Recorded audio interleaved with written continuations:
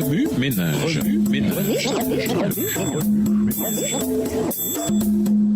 Bienvenue dans votre émission Remue ménage. Nous voilà au mardi 9 février.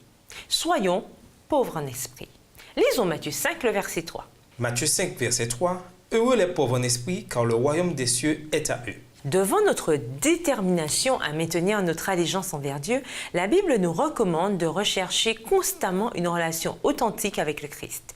Bien que ce monde nous promette la richesse matérielle et une prospérité apparemment illimitée, nous devons considérer sérieusement l'avantage suprême d'une relation sincère et fidèle avec le Christ. Pour parvenir à une telle relation, les chrétiens doivent détourner leur attention de la perspective mondaine et se focaliser sur le point de vue divin qui les aide à reconnaître leur vulnérabilité. Quand cela se produit, ils comprennent enfin combien ils ont besoin de compter sur le Christ en tout temps.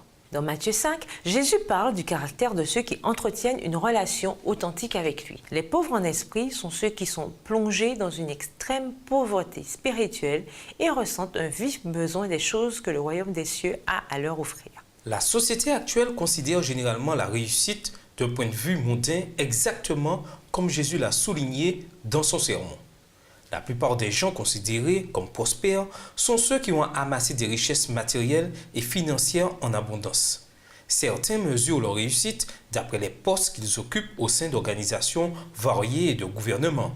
Cependant, la Bible dit clairement que de telles choses appartiennent au monde.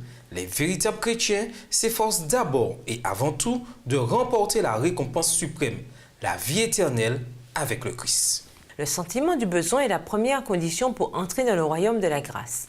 C'est parce qu'il était conscient de sa pauvreté spirituelle que le publicain de la parabole descendit dans sa maison justifié plutôt que le pharisien propre juste. Luc 18, les versets 9 à 14.